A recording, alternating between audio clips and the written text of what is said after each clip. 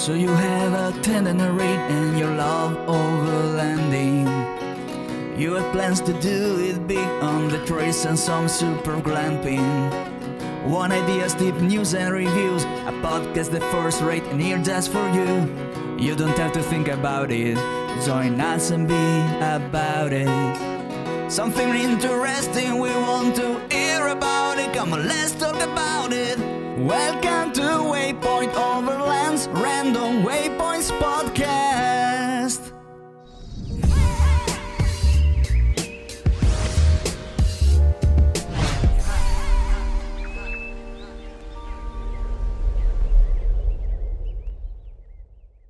Sponsored by Midland, communication for every adventure, the industry leader in radio communication technology and innovation for over 50 years. Sponsored by MYMEDIC. Sponsored by TEMBO TUSK. Sponsored by Shower Pouch. Sponsored by DMOS Collective, mission built and made for mobility. Sponsored by BrewTrek. Sponsored by Hard Impact Designs. Always remember, the opinion you follow should be your own. Just consider the things stated here to be a second opinion from a complete stranger online. So we were pretty busy at Overland Expo. Would you agree with that? Oh, yeah, we were very busy. Yeah. So let's talk about that. I think this is a great time for us to go into taste tests. Taste tests. Taste test is where we evaluate the taste of a food product, whether on its own or compared with other products. Some taste tests will be conducted blind, while others will focus on a particular brand or item. All right, CANDI, you did a taste test with me. This taste test involved food, but it wasn't about the food. It was about cast iron. Yep. We took 3 of the most popular top brands, American made, outside of Lodge. Yep. And we tested them. Yep. And we're also going to include in this taste test Lodge because we both have extensive use with Lodge. So I think it's very easy for us to add that as another. So it's going to be Finex, which makes the octagonal cast irons that people love so much and they like to see in pictures.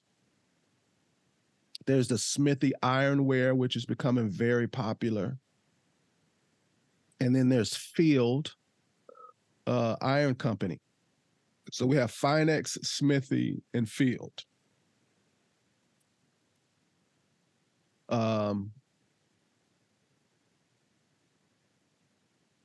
feel so I know that there are going to be some people inevitably that are going to be in the comments and they're going to be like, well, you don't need to spend that much money on a cast iron skillet. I could take a old cylinder from my car and smash it for $5 and cook off of that. You know, there's going to be somebody down there like that. Or I remember in my day, cast iron, you just needed you know how people talk. I do. Well, with that, I just want to say I feel, okay, that's fine. Mm-hmm. That's fine. But I also feel, don't cheap out when it comes to cast iron pans. You're choosing a piece of cookware that you could use every day for your entire life. So don't just grab the cheapest one you see. And, you know, they can become heirlooms. A lot of times the biggest fights in families when you die is who gets the cast iron if you got good cast iron. I've got my great-great-grandmother's cast iron pan. Mm-hmm. And I learned how to cook on it as a kid, and I use it to this day. Yep. So if you want to, if you're not into cast iron, that's okay. But this is about nice cast iron today, right? Mm-hmm. Sounds good. So let's break them down. Let's start with the Finex. So first of all of the cast iron we used were skillets, and they were 10-inch cast iron skillets. So before we get into them individually, what did you think about the size 10-inch and using it to cook in an overland camping type situation? I like the 10-inch pan. The 10-inch pan is extremely versatile, especially with a lid.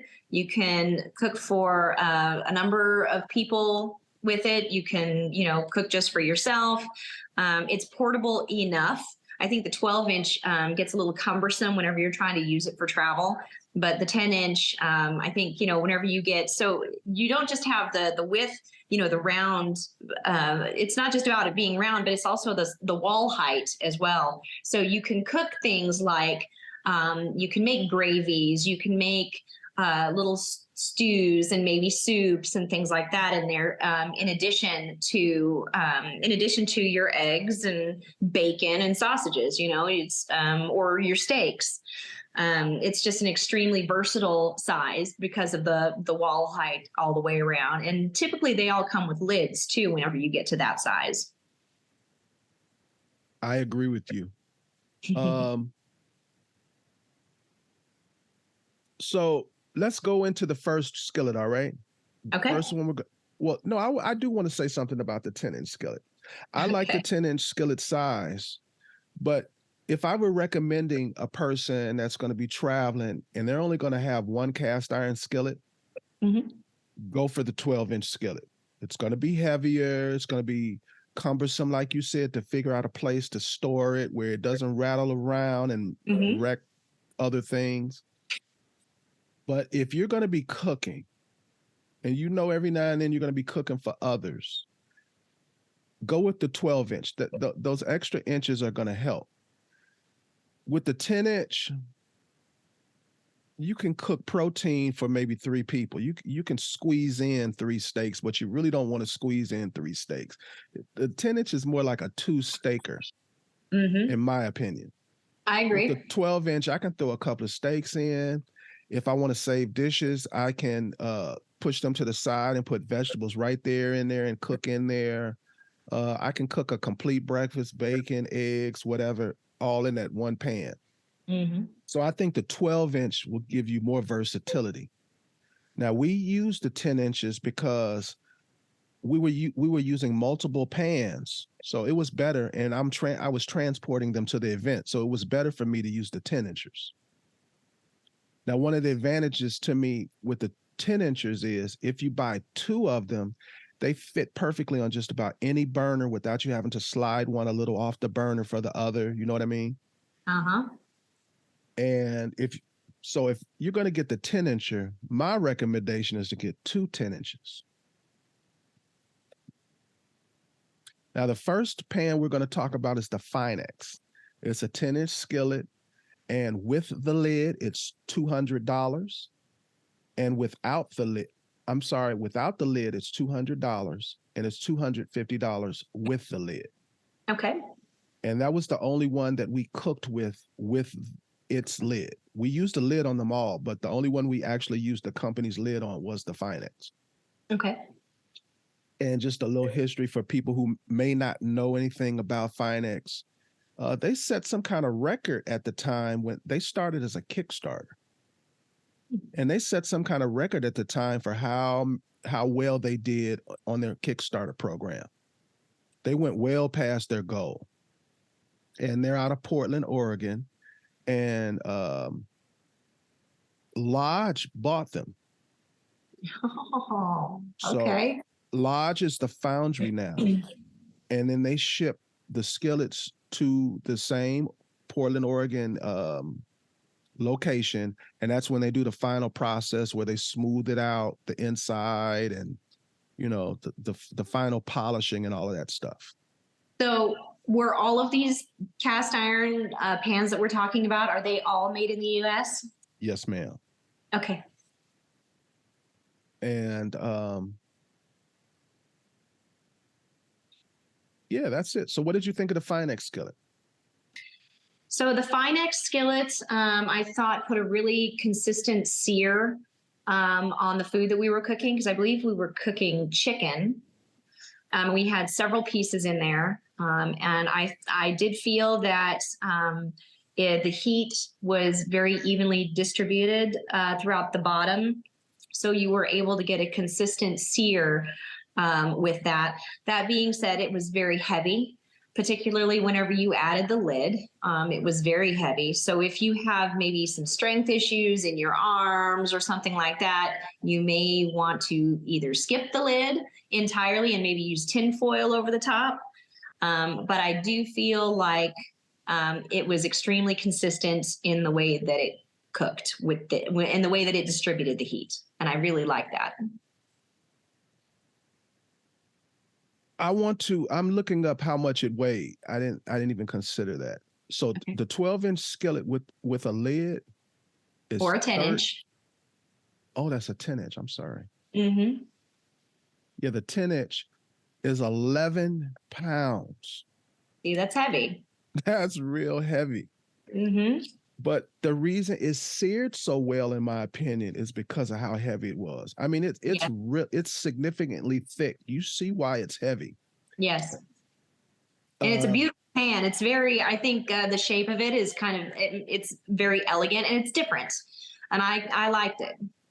Yeah, if you were to just Google different cast iron dishes, I would venture to say 35 to 50% of the photos are going to be taken using that skillet.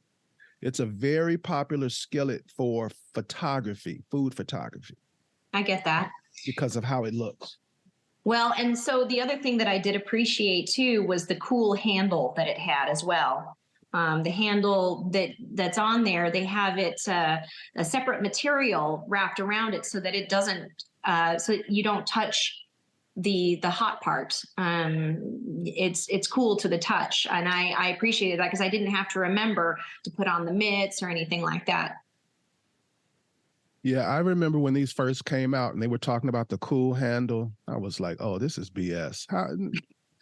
But when we were cooking, we never used anything, just grab the handle. As long as the heat element does not actually hit the handle, it stays pretty cool. Yeah, I was very impressed by that as well. I thought that was a really nice design element. Yeah, it's a stainless steel coil, so it cools faster too. So even if it does heat up, it cools off much faster than the rest of the pot or the pan. As far as the searing, I absolutely agree. If I was going to cook a steak, and the most important thing to me was to get that sear, which usually is the case when you're cooking a steak. Yes. Hands down, the Finex won. Yeah. Not even close. Yes. Also, if I were like cooking vegetables, like potatoes or something in it, it's a great serving dish because it retains the heat. So I can literally bring that skillet to the table, and it's going to keep that dish warm because of how thick it is and how much heat it retains. Yeah, I could see that. Just make sure you put your trivet down. So we're going to come back to it, but I want to just briefly go into a little bit about each one of them first, okay?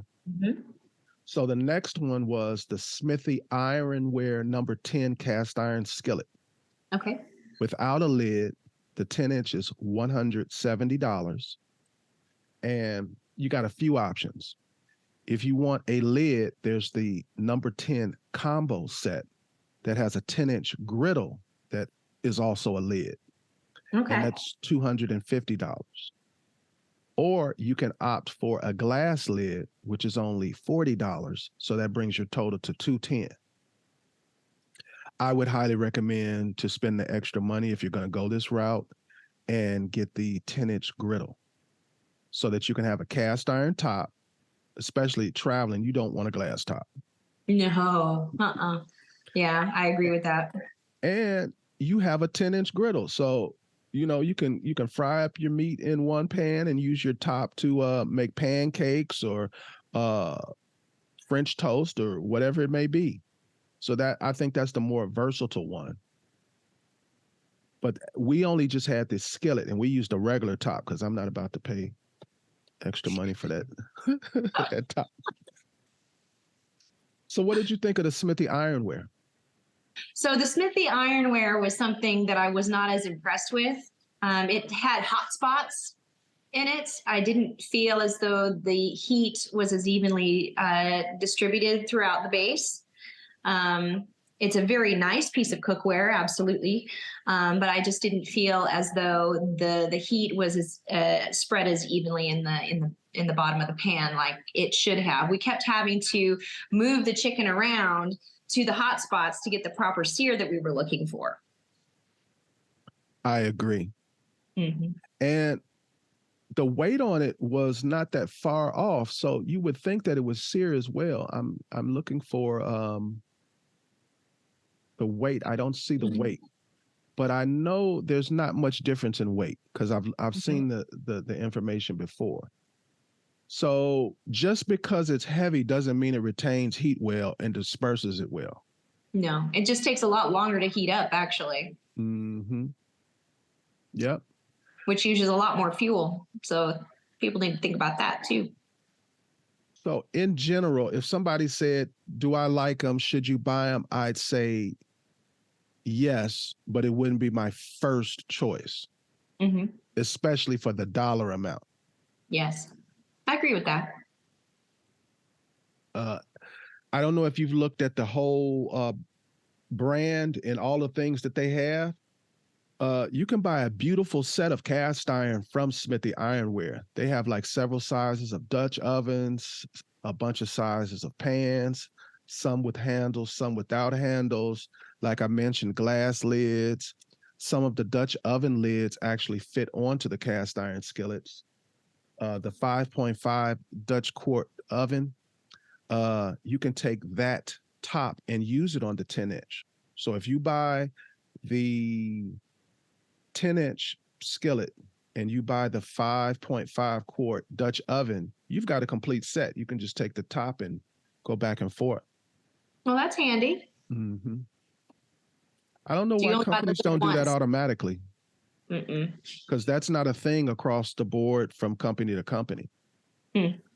Some of them will have like a odd number, like it's not really a 10-inch, it's a 10.25 inch or something like that. And you were asking about where the others made in America. Smithy Ironware is made in North Charleston. The original headquarters is still there. You can take tours there. They like for you to see what they do. I would like to do that, actually. That would be fun. North Charleston, South Carolina. North Charleston. South Carolina. All right. So that's something I would enjoy. So let's briefly cover the Field Company cast iron skillet. Field Company, and even though it's a 10-inch, they call theirs a number 8. Usually that number coincides with the inch, but this one doesn't. Field Company number 8 cast iron skillet. This is one of those 10-inch and 10.25 inch skillets. All right. Without the lid, it's $145. And with the lid, it's $245. Okay.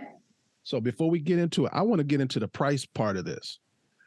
It's pretty close. So you can be tricked with these. So the Field, just without the lid, is $145. The Smith without a lid is $170. The Finex without a lid is $200. So your first inclination is, well, wow, let me get the Field because it's such a huge difference in price at $145, right? But if you decide to get the lid, now it's $245. And so $100 more. And it's $115 more if you don't buy it at the same time. But let's go with the $245. So that means it's only $5 less than the Smithy Ironware with the lid, and it's only $5 less than the Finex with the lid. So if you think you're saving money, you are if you only buy the skillet. But if you ever have it in your mind to buy the lid, you lost. Yeah. If you remember when we were at Holy Toledo, that was my complaint. I was like, I'm never going to buy this lid. Yes, I remember this. But I'm forced to. And I'll tell you why later. I'm going to end up buying the lid. Okay. So what did you think of the Field Company skillet? So I thought that, first of all, it's a tiny bit lighter than the other two. It's not quite as heavy as the other two. But whenever we were cooking with it, the sear was excellent. I thought the heat distributed along the base very well. I thought that it was very nice to cook on, and I think it was every bit as good as the Finex. The only thing I would say, if you're struggling between, choosing one or the other, because there's really not much of a price difference, $5 is nothing. I would say if, you do have issues with your strength and stuff like that, I would highly recommend, this one for people who maybe can't handle bigger, heavier pans. This is a little bit lighter weight alternative that works every bit as well as the others did. So you mentioned it being lighter. Mm-hmm. It's significantly lighter. It's only 4.5 pounds. Oh, see, it's almost like half the weight. Yeah. And I agree. If somebody's having issues, this is the one to get. Yep. Carpal tunnel, bad shoulder, whatever it may be. Whatever it is. But this is an Overland show, and this shines also with the weight, because when you have those bigger pans, you have to have them really tied down and in a small constricted area so that they don't move around and wreak havoc on other things. Mm-hmm. And over the course of a couple of years with a big heavy cast iron skillet moving around like that, you can damage something. Mm-hmm. This pan is almost comparable to like a heavy duty non-stick as far as weight at 4.5 pounds. Yep. And I agree about the sear. Mm-hmm. You aren't going to think that you're going to get the sear that you get until you see it, because of how light and thin it's thin. It's obvious this is a different kind of pan. It actually reminds me of older cast iron than the other two. The other two look more like the style, but this one is more like it, like a Griswold, the old Griswold, like a Griswold number 8 or something like that from the old days. And we didn't mention it, but all of these, unlike when you get a Lodge, they have a very smooth interior. They've ground out the interior, so they're smooth. But this Finex, what I liked about it was exactly what you said, how light it is. And in addition to what you said, because it's thin and lighter, it reacts to fire better. So you need to know what kind of cook you are, because there are certain things I specifically want that filled, because I want to be able to adjust the temperature midway, and I don't want to have to wait for 10 minutes for the temperature to come down. I want it to change now, or vice versa. Yes. So that's a place where it shines. If you remember when we were at Holy Toledo, that was the pan you used to cook the salmon that you cooked in that pink pineapple. Mm-hmm. And it was very important that you were able to adjust the heat. Yes. Immediately, or you could have burnt that whole thing real easy, and it turned out wonderful.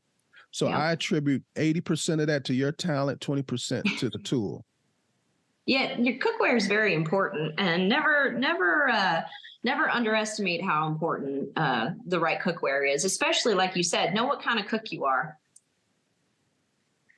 Oh, and I forgot to say, because you wanted to know where the Field Company, their offices or headquarters are in New York, but their production and fulfillment are in Indiana, Illinois, and Wisconsin. Okay, so we basically covered the basics and generalities of these three. Mm-hmm. One of these cast iron skillets is going to be the last cast iron skillet you ever own. Forget about price. Mm-hmm. I'm going to give you a skillet, and I'm going to give you a lid. Which one you want? Finex. Okay, and tell me why. It's a sexy looking skillet. If I'm going to be cooking on it, and it does that well with the searing and all that, and the heat distribution and stuff, and it just looks cool. I love how it looks. I think it's just really neat. And if I was only going to choose one for the rest of my life, I would spend the money and buy the Finex. So a different question, and it may be the same answer. Mm-hmm. Which one would you take with you on a overlanding trip where you at least going to be gone a couple of months doing thousands of miles with it? I see no problem with taking the Finex with me. I would probably, I have no problem taking the Finex because I'm getting a lid no matter what. Whichever one of these three that I'm getting the lid. That's just the way that it goes. I find I cook a lot better with a lid than without because I like to make things like biscuits and things like that over the fire. I've done that many times in a Dutch oven, but you can also do it in this with the lid on it too. There's no reason you can't. So I would still choose the Finex. Okay. So my choice is the Field Company. All right. And it's because what we just were talking about, how light it is. I'm not aware of it being packed with the rest of my stuff all the time. It doesn't make a fuss. It's not heavy. It's not cumbersome. And I like the touch control of the flame. If I can only have the control of the flame or the heat retention, I prefer to go with the control. Now, that's why I asked the question, if you could only have one. I would prefer to have a thick, heavy one like the Finex for what it does, and I'd like to have the Field for what it does. So the perfect scenario really for me is to have the Finex and the Field. You know, I think the Finex would really excel for you in not just in a skillet, but with maybe a Dutch oven. It would have, I'd imagine their Dutch ovens are probably ideal. You'll love the Dutch ovens. When we get out of here, go take a look at their Dutch ovens. And they're purty too. Oh, nice.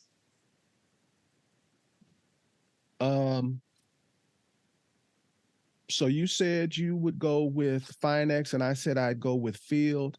But I think a person would be happy with all three, even though we didn't even mention the Smithy ironware. I think a person, because I use the Smithy ironwares at home. That's the one I use at home. Okay. So I do use them. Good. But it just happens to, somebody has to be number three. Yep. Yeah, they were all really great. And I don't think that anybody would go wrong choosing any one of them. This is just, our experience with what we cooked over the weekend. What did we cook on these things over the weekend? I'm sure people would like to know that. We cooked some beautifully seasoned chicken on there, fresh chicken. And we skinless, boneless chicken thighs. Yes. And it was delicious. And then we cooked up some veggies, some green beans. We had a nice little mix there with some onion and mushroom with it as a side. Everything turned out beautifully. It's something we're missing because everybody's plate was full of stuff. Oh, salad, but we didn't make that. Oh, yeah. That was a good salad. Our neighbors made a salad. I needed that salad. It was a healthy salad and delicious. Yeah, it was good. It was a great time that night. Yeah, we had a good time. I'm shocked at how successful serving highballs has become.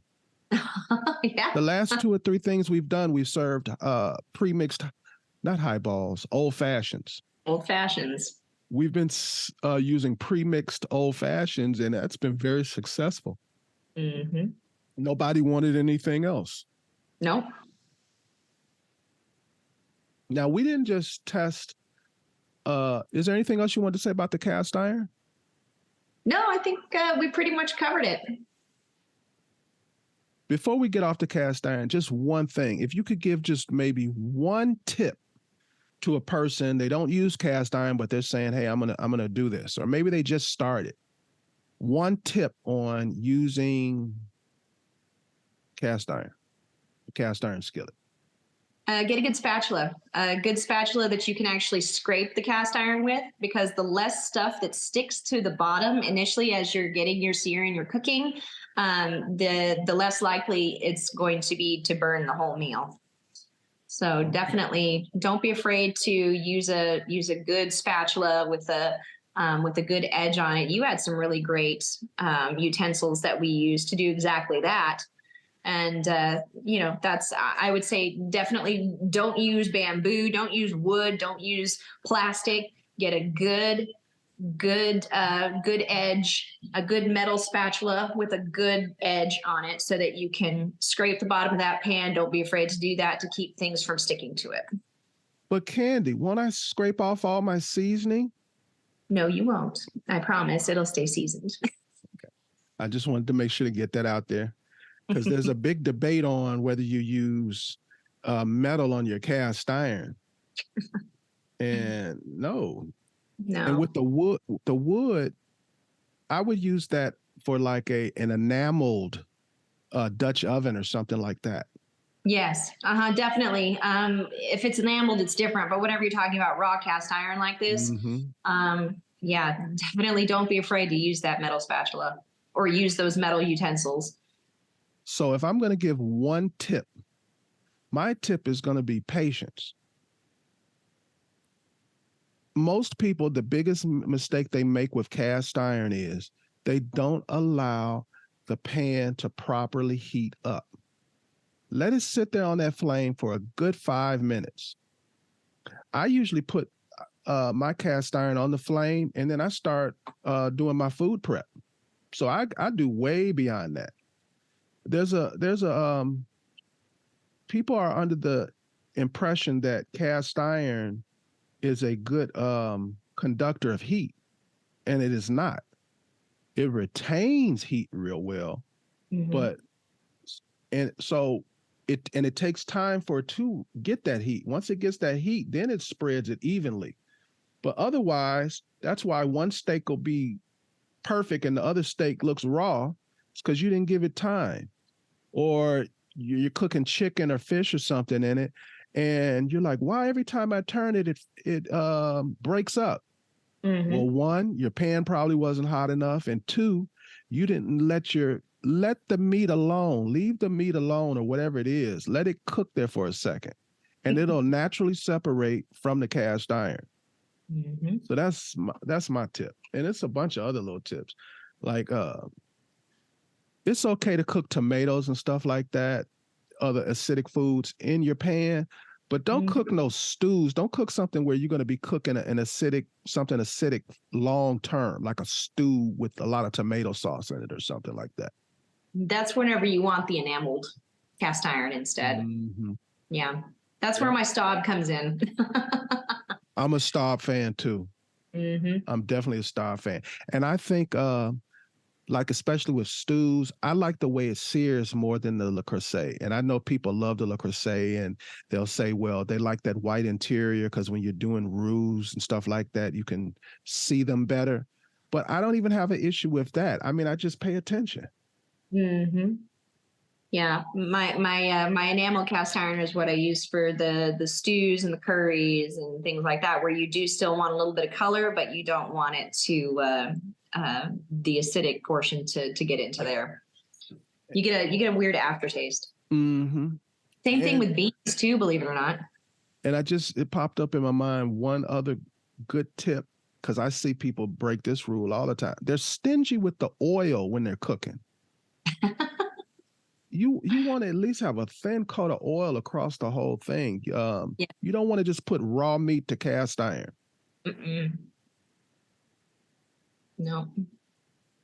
Now, we didn't just do cast iron. We also did another test. What else did we test, Candy? So we had some chairs set out, some random chairs, camp chairs. And so we had, I actually have a list here of all the chairs that we had out. We had, let's see, 1, 2, 3, 4, 5, let's see, 1, 2, 3, 4, 5, 6, 7. We had a total of 8 different types of chairs. So Helinox made an appearance. So a lot of these chairs, I will say there's a couple that are, so not all of them are going to be classified the same. Some are ultralight backpacker style. Some are more overlanding, friendly to where they're not super heavy, but I wouldn't throw them in my backpack to take them with me somewhere too. And then there was one odd chair that ended up in our camp, just randomly there the whole weekend. Shout out to Braxton. Yes. And it was just there the whole time. So it was funny, but no, I identified that one as well. So, for Helinox, we actually had two different Helinox chairs there. We had the swivel chair, which was pretty cool. And then the chair 0, which is their ultralight, backpacking chair. Then we had from Big Agnes, we had the Skyline ultralight stool. Oh yeah. From GCI Outdoors, we had the Pico chair, which that's the one that I've always carried for years and years. It's been with me for a long time. Then you had your Front Runner Expander camping chair, which is similar to the Pico in the way that it folds up. So it's very nice and compact. The REI Flex Light, and the Kelty Low Love Seat, sponsored by Braxton. So was there a chair in your mind that kind of stood out that you always gravitated toward? It's going to sound really crazy. What was the one that Braxton had? That love seat, the Kelty Low Love Seat. I kept going to that seat to sit in it. It's made for two people to sit in, but like I would have whatever it was I had, I would have it sitting right there in the chair next to me, or I would twist to the side and I'd put my legs up into the chair. It was like almost like an outdoor couch. I enjoyed that chair. It was comfortable. Yeah. Yeah. Well, so was it because it wasn't even supposed to be in the contest? No, it wasn't. We brought other chairs. This random chair just showed up, and it was just so big. It was so big that originally it was right in the walkway where we were all trying to walk. So I moved it to just the center of everything. And yeah, I did notice that you gravitated toward that chair the whole time. And I was wondering if it was because it was comfortable or location, because it was right in the center of everything. Yeah. Okay. That's good. I don't think I'll be getting one because considering how big it is, it does pack down small, but not small enough. Right. I agree with that. It just looks weird to have a dual chair for a solo traveler too. I'll give you that. I found, so for me, there was a surprise standout for me. Well, two actually. So one was the made by Helinox, and it was the swivel chair. The swivel chair was really neat. It was very, very comfortable. And because you could swivel a little bit in it, I don't know, it made it kind of fun, almost like you're sitting in a rocking chair, but you're swiveling, a little bit, side to side instead of back and forth. So I did find the Helinox swivel chair to be very, very comfortable. The other surprise for me, which probably surprised me more than the swivel chair, was the Big Agnes Skyline ultralight stool. It sits at chair height, so it's 15 inches off the ground, just like their chair would be. But it's a stool. It basically just doesn't have a back, and it packs down to like 1 pound.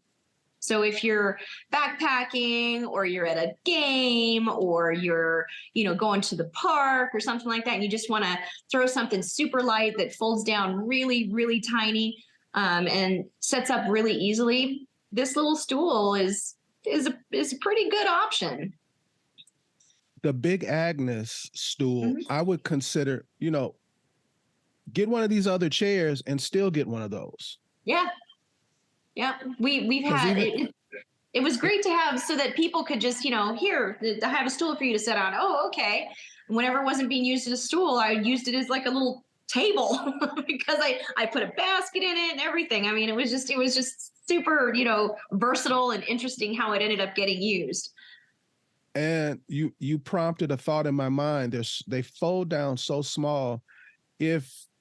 If your situation is anything similar to ours, where pretty much when we show up, that's where everybody gravitates to, everybody comes over and hangs out. it'd be great to have 2 or 3 of those stashed somewhere that you can pull them out, and because somebody's always, where's a chair, or they have to walk back to their camp and bring a chair or whatever. So Yes.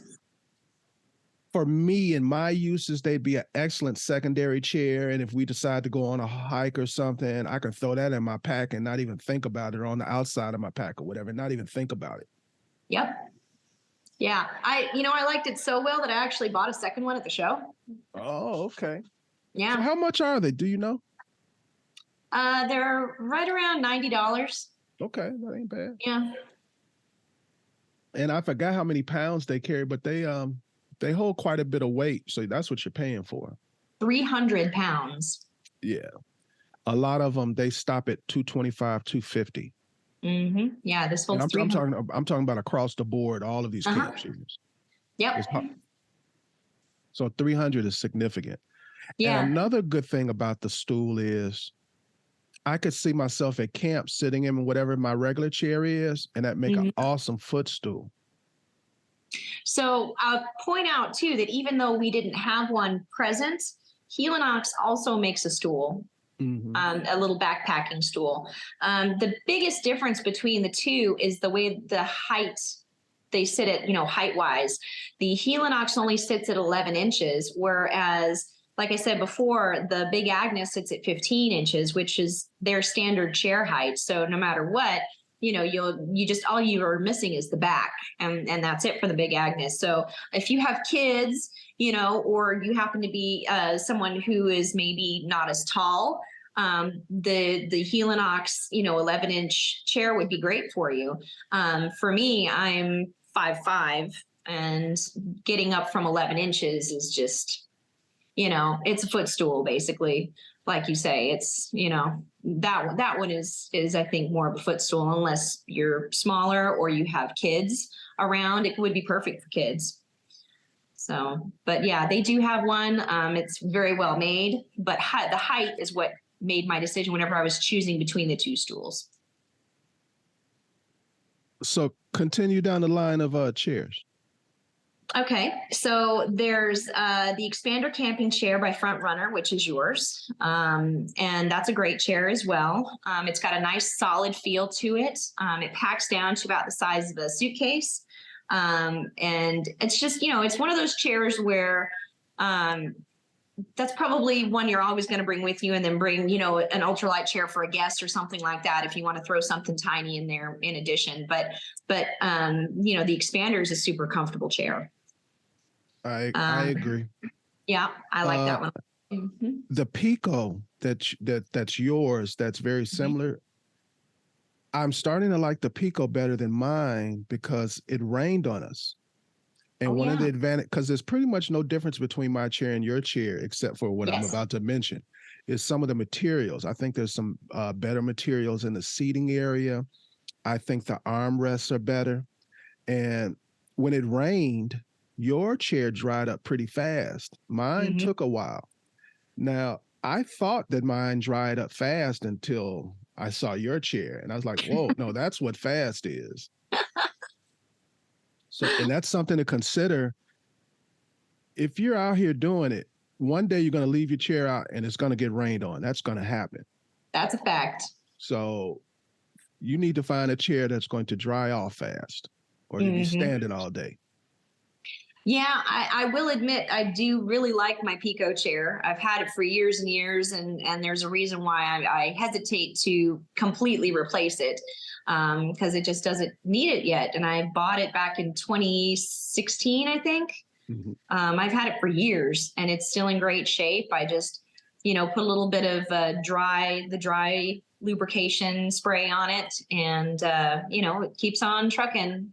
So I have no complaints about the Pico chair at all. And it folds up, really tiny, size of a suitcase, just like yours does. I will say it's heavy though. So, whenever you're talking about maybe outside of overlanding and out of a vehicle, things like that, if you're looking to backpack and stuff, it's definitely not the chair to take. For every day though, just leaning back and hanging out by the fire and such, that is absolutely my favorite chair. It always has been. So. Now, what brand was it? The one that was the swivel? That was the Helinox swivel. That's a pretty cool chair. That was like that. shockingly, it was shockingly comfortable to me.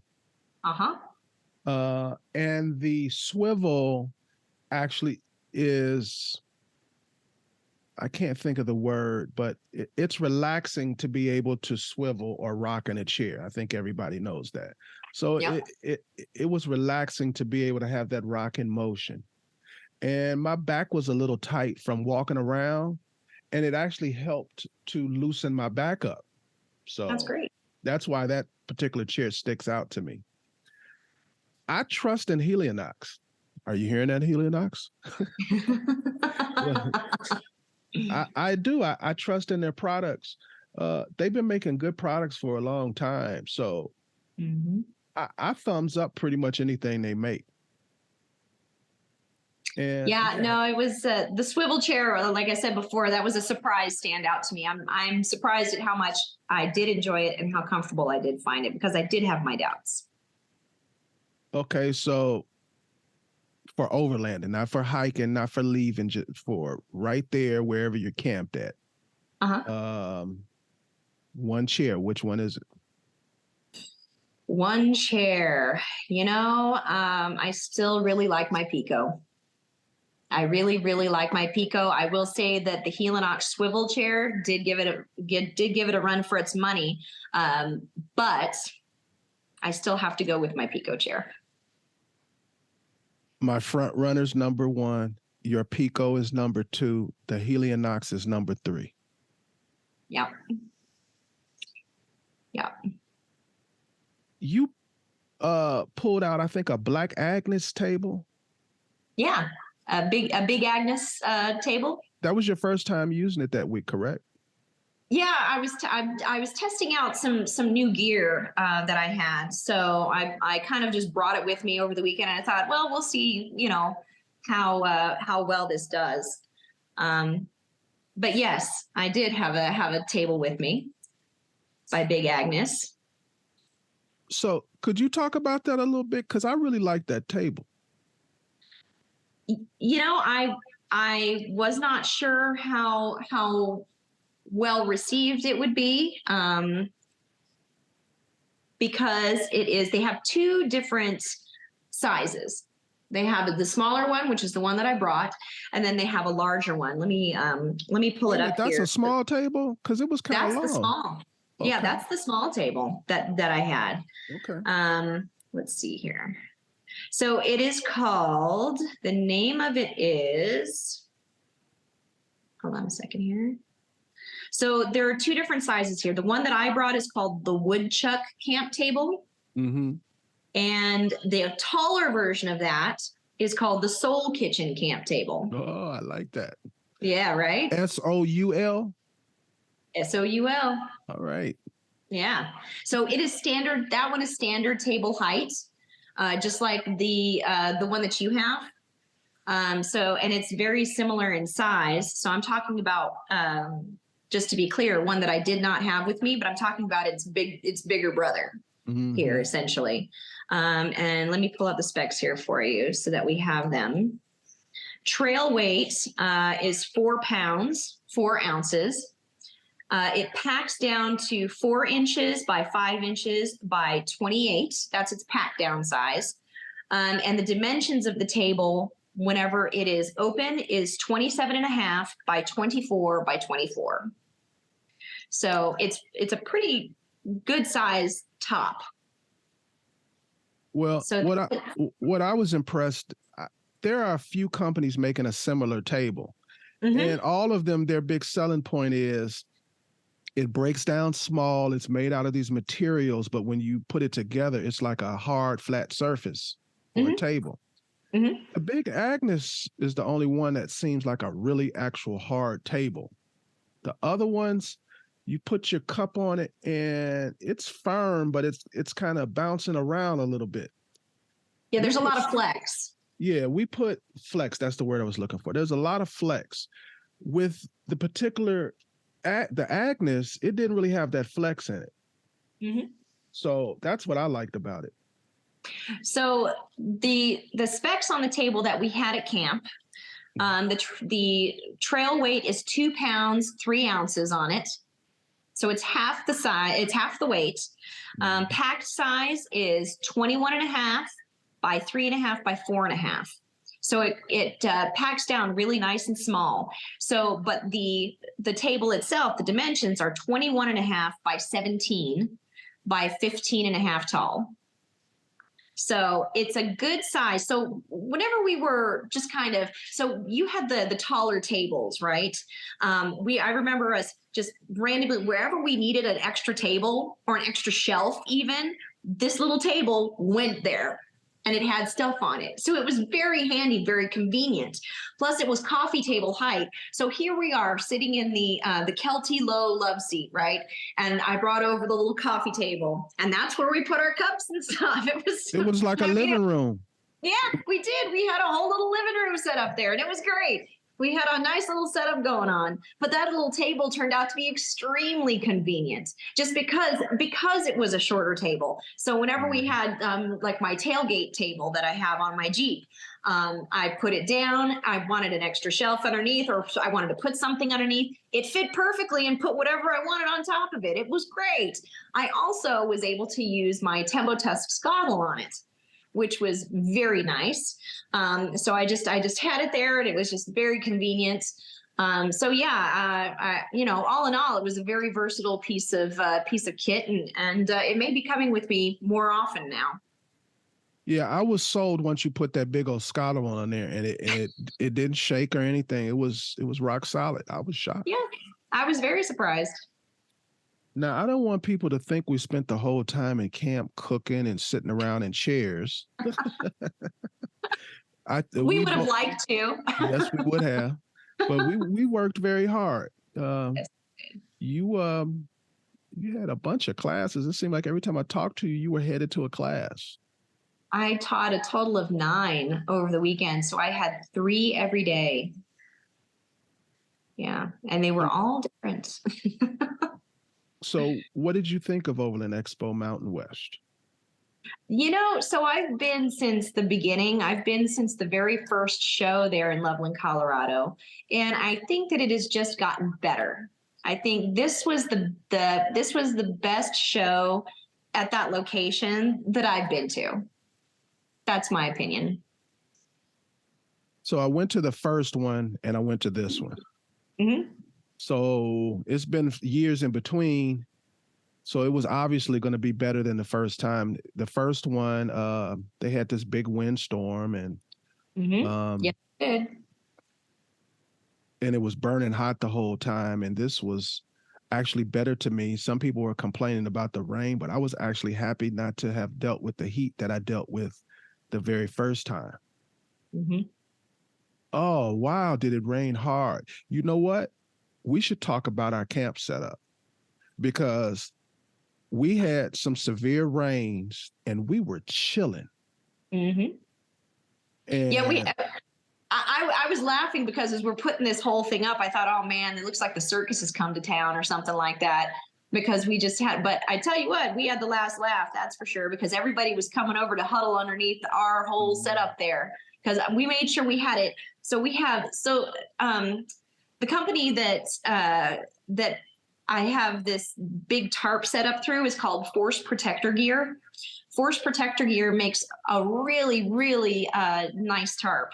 Essentially, that's what it is. It's a tarp. And I have a series of them with poles and all that. And we essentially, we saw that the rain was coming. So I set up appropriately to shed the rain and all that stuff. Okay. So I basically made us a big circus tent, essentially, was what we did. So we had a place to hang out. We had a place for other people to come hang out. We could both cook, because we had our cars parked side by side, and we had what was it? Maybe 8 feet between us? I think that so. Much. Yeah, something like that, because we were forced to be, pretty tight because everybody was parking. We had to be pretty tight. That's how they set us up.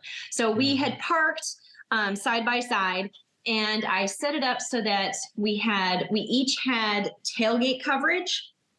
over top of both vehicles, and then we had this common area over top in the center. So we each had space to cook, we each had tables all set up, and then in the center we had like the living room area with, you know, chairs and the table, and that's where everybody kind of gathered. And it was great. We were dry. I think we had the only dry piece of real estate in the whole show, to be perfectly honest, because I saw other people with their awnings out and everything, and they were nothing but mud because the rain was coming sideways. It was coming in sideways, and it was getting underneath and everything. We had it set up really, really well. And we didn't have, I mean, our chairs got a little bit wet because, you know, we were careless and left them outside the cover. But whenever they were in the cover, it was completely dry. So my dog had a nice dry spot to lay down whenever the rain was coming down really, really hard. And we had great spots to be and be dry and kind of dry off and take care of what we needed to do. We were able to sit and relax and enjoy and eat. We were able to wake up in the morning and have coffee. We didn't miss a beat. So shout out to Forceprotector gear. Love your stuff. I highly recommend it to anybody who's looking to protect themselves against rain and sun and even snow, because I've used it in all of those situations, even up in Canada, up north, and it's really held up really, really well.